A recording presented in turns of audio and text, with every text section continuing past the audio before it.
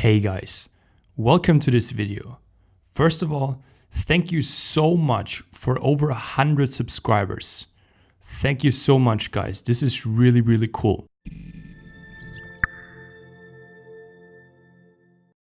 So the other day I was thinking about who is actually watching my videos. So I checked out the channel analytics in YouTube and there were quite a few surprises there. So let's have a look. So in channel analytics, I found out, for example, that all of you guys are male. So there are 0 female viewers. So what's going on here, guys?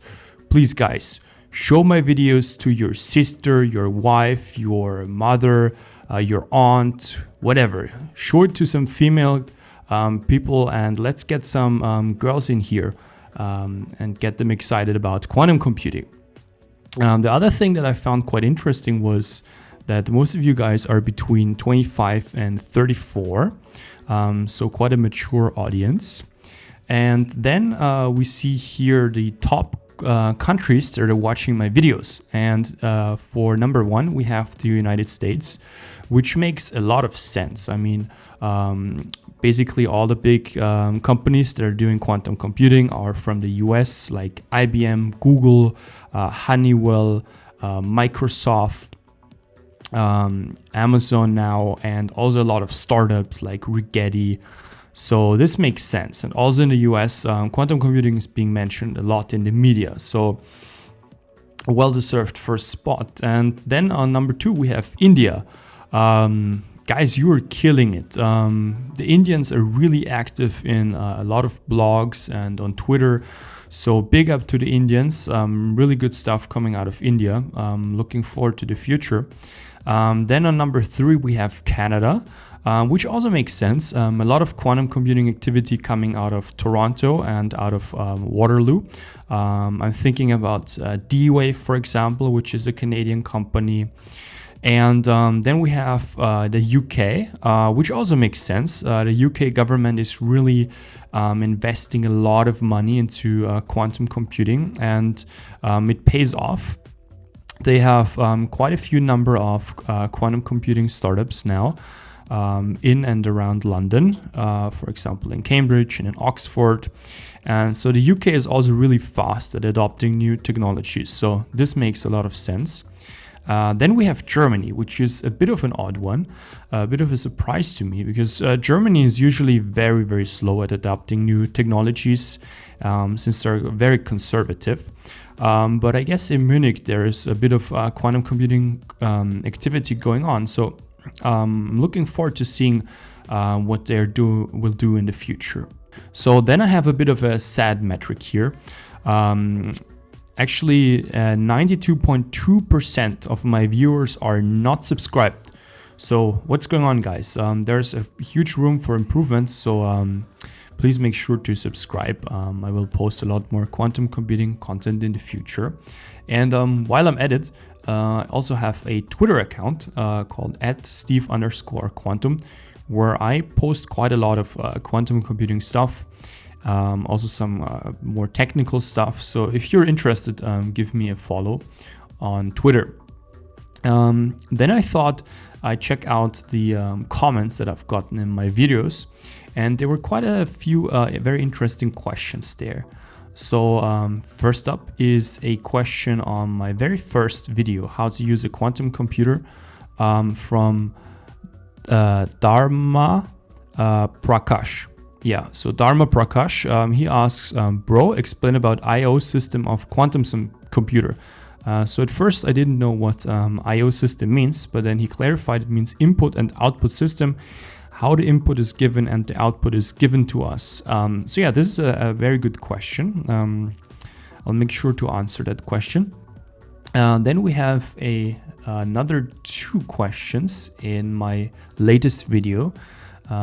New quantum computers, and in this video it's just me. He asked, can you please make a video on the IonQ quantum computer? Yeah, sure. And then Joaquin Brendan, sorry, he asked, I would like a video on what this computer can actually do. Is there a tech demo for now, or can I get a practical use of them as a developer? So another very good question. So I thought I'd address those questions in this video. Okay guys, to answer the questions, I'm gonna head over to the AWS Management Console and I'm gonna open up Amazon Braket, which I've talked about in my previous video in case you've missed it. And so via Amazon Web Service, we have access to 3 different quantum computers, and there are a couple of demos available to us. And so if you click over to notebooks, and you then create a notebook instance, which is gonna take a couple of seconds to do. I've done this already, and then you press on it. Then you're gonna see bracket examples, and you find examples for advanced circuits algorithms, hybrid quantum algorithms, quantum annealing, and simple circuit algorithms. And today I'm gonna take a look at quantum annealing, since it's the easiest example that they're providing. And I'm gonna check out D-Wave maximum cut. Okay, so this is a very, very famous computer science problem, which is NP-hard, a combinatorial optimization problem. It's a very famous one that you can solve on a quantum computer, on the D-Wave quantum computer. And so basically the problem is this. You are given a graph which looks like this. So there are nodes going from 1 to 5 in this case, and they are connected by so-called edges.